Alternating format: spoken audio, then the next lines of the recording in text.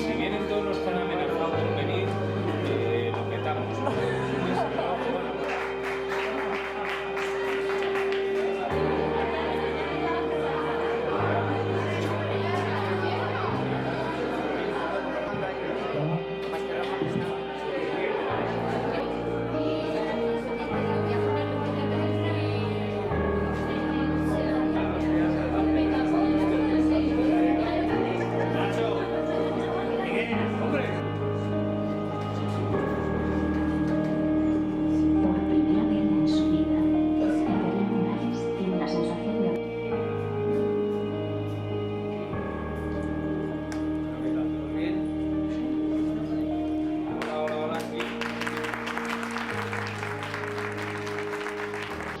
Madrileño de la cosecha del 72, Nacho Herrán es un dibujante de notable calidad, un escritor con un ingenio muy especial y mi hermano pequeño.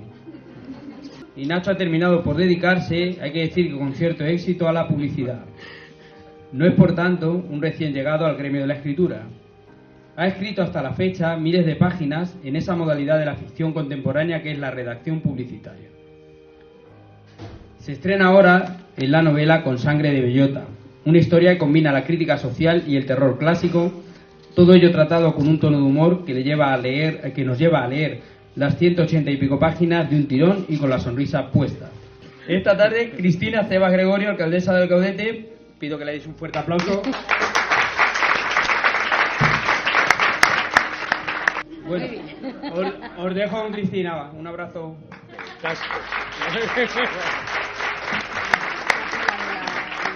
Muchas gracias, Miguel, y por supuesto muchas gracias, Nacho, y a todos vosotros porque esta compañía para él tiene que ser tremenda, ¿verdad? ¿Por qué estoy yo aquí? Vamos a ver, eso me gustaría, ¿verdad? Porque en noviembre recibo un paquete con un libro y en aquel momento pues yo pensé que era pues un paquete más de los que nos manda la Consejería de Educación, con algún ejemplar que de vez en cuando nos mandan pues para incluirlo en la biblioteca municipal. Pero ese paquete llevaba una carta. Por supuesto, antes de darle una respuesta tenía que saber de qué estábamos hablando, ¿no? Y entendí que la confianza que él había puesto en mí para acompañarle, qué menos, que no podía defraudarlo, y era leer su novela. Y aunque no es el género que habitualmente suelo leer, reconozco que me pudieron dos cosas, que fue la curiosidad y la ilusión que él me transmitió para empezar a leerlo, ¿no? Y aunque ya estábamos todos los compañeros organizando todas las fiestas patronales y teníamos bastante jaleo, yo ya por las noches empecé a meterme en ese sarao. Ya conocí a Ceferino Morales, a la Engracia, a su hijo, conocí a Cosmin, a Vera, a la Sublime Resistencia, que eso ya me pareció lo más. Y lo curioso de todo ello es que conseguí encontrar vecinos en el pueblo a los que podía asociar el papel. Eso fue lo más curioso, sí que es cierto, sí. Me encontraba a veces a caballo entre el miedo, la desesperación, el humor, la risa, la angustia. Era algo que me parecía muy difícil de combinar y que él lo ha conseguido hacer con una facilidad pasmosa, ¿eh? Y claro, ¿cómo no podía estar aquí? ¿Cómo no le iba a acompañar, no? A mí me ha encantado Sangre de Bellota, me ha puesto en situaciones tan diferentes, de ansiedad, de miedo, de morirme de la risa, de incertidumbre. Yo deseo de verdad que Sangre de Bellota te sirva como trampolín para que continúes con esta trayectoria literaria, para que no pierdas nunca la ilusión que a mí me has transmitido, a mí en concreto, y espero que así sea para todos, y para que por encima de las técnicas, de las reglas literarias, para que por encima de todo eso llegues al lector y enciendas esa chispa. Que tu pueblo ahora mismo representado por el concejal de Cultura y por mí, sepas que está muy orgulloso de contar entre sus vecinos con un talento como el tuyo. Muchísimas gracias.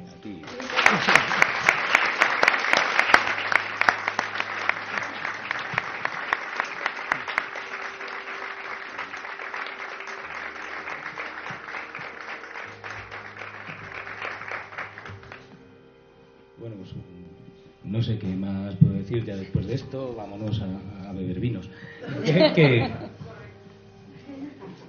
Bueno, pues seré educado, empezaré dándos las gracias a todos por venir.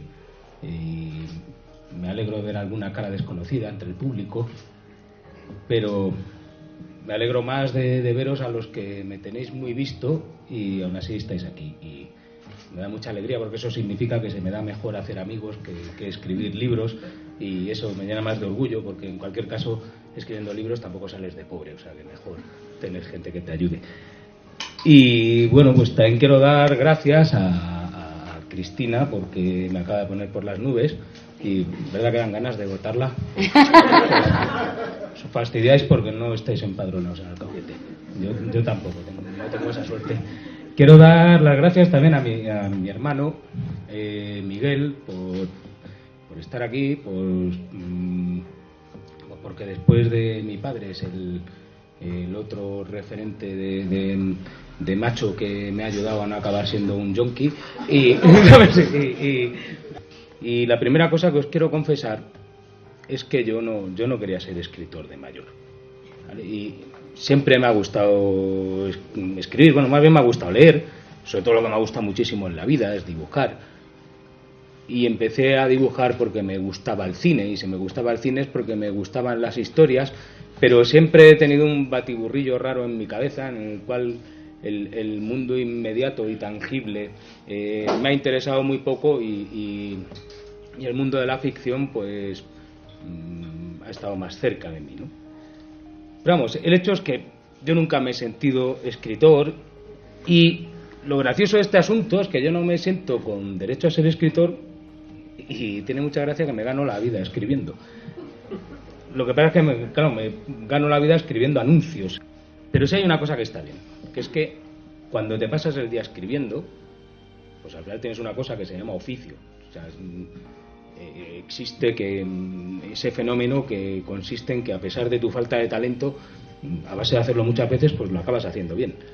Y cuando además van y te pagan un sueldo como creativo, pues resulta que eso debe significar que tienes un poco de imaginación.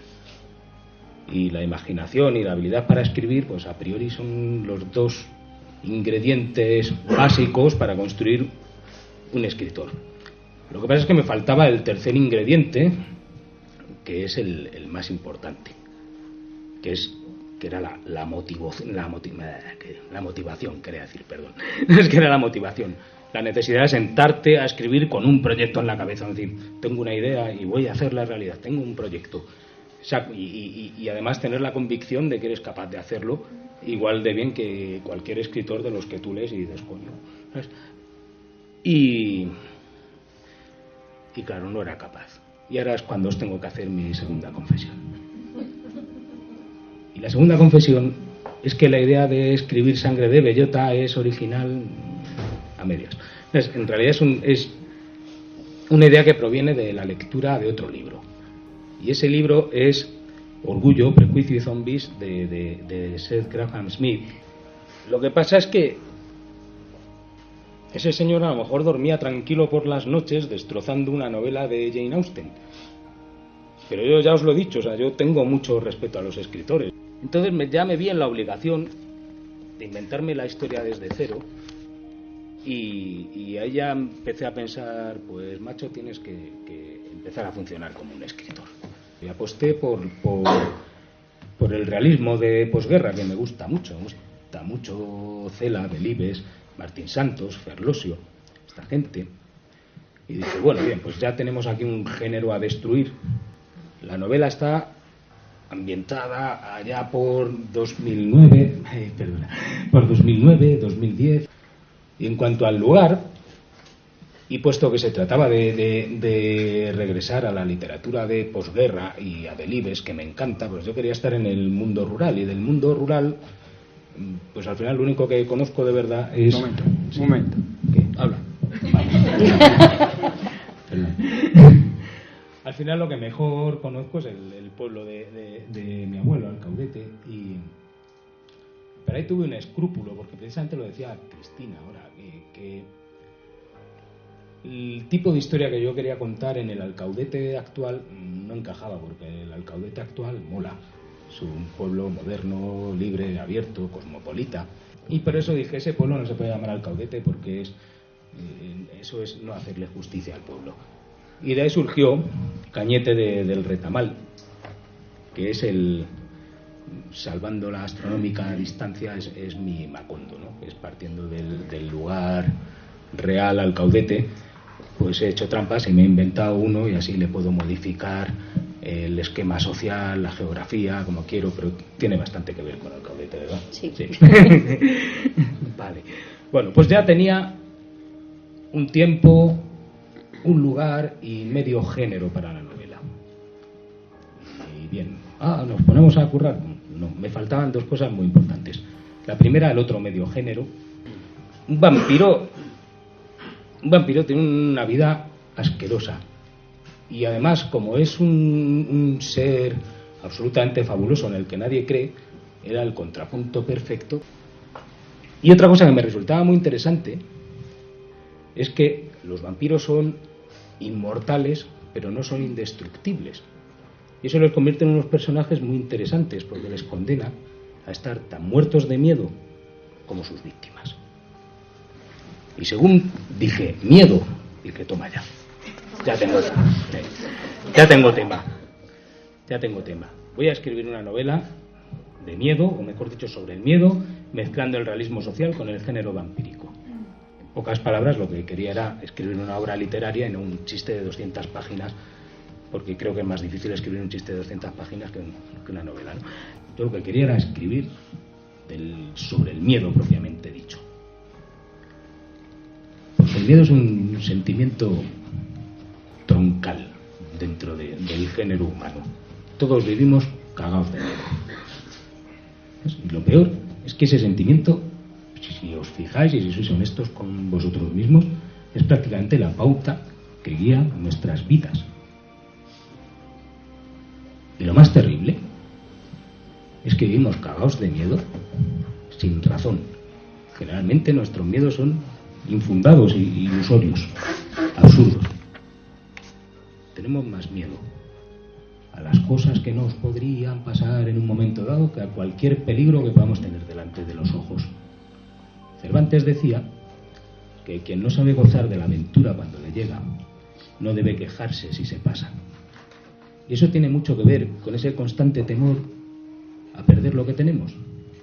Nos da tanto miedo quedarnos sin trabajo, sin casa, sin pareja, sin familia, sin ilusiones, sin proyectos, sin lo que sea, que nos roben la moto, el iPad. ¿Sabes? Que no somos capaces de disfrutar nada de eso mientras lo tenemos, aunque no haya ni una sola cosa que nos amenace con perderlo.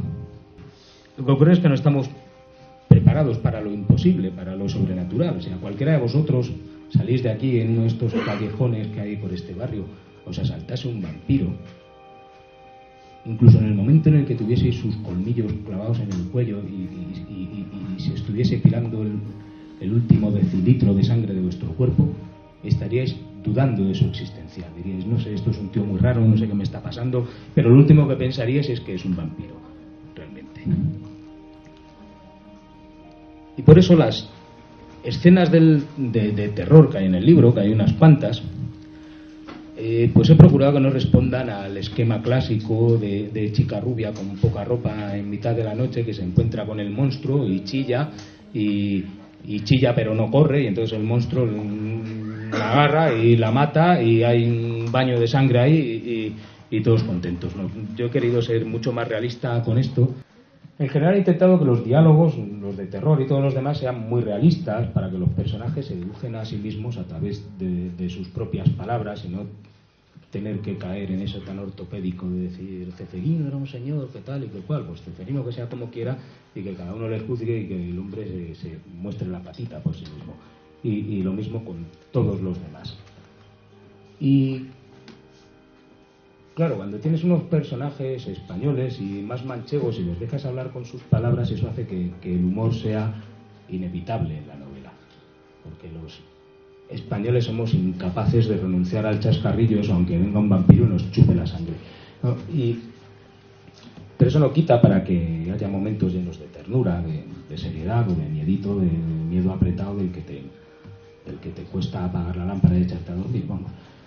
¿No? Y bueno, para terminar os digo otra cosa que he querido evitar en la novela, y es presentar la confrontación entre los humanos y los monstruos, en este caso los vampiros, como una lucha entre el mal absoluto y el bien sin fisuras. En realidad nadie es 100% bueno y nadie es 100% malo. 100% malo quizás sí, 100% bueno creo que no. ¿No? Y en cualquier caso los dos bandos se temen entre sí. Por eso me gustan los vampiros, porque se pueden poner chulitos, pero solo de noche, ¿no? Y se temen entre sí y eso hace que constantemente los unos se comporten igual que los otros y viceversa. Porque como dice la sinopsis que ha grabado Bea con tanto primor, que es un vampiro, sino un humano que ha perdido el miedo a morir, que tema que lo maten, y que es un humano, sino un vampiro aterrorizado. Y con esto me voy a ir callando y si tenéis alguna pregunta, pues os contestaré como pueda. Muchas gracias.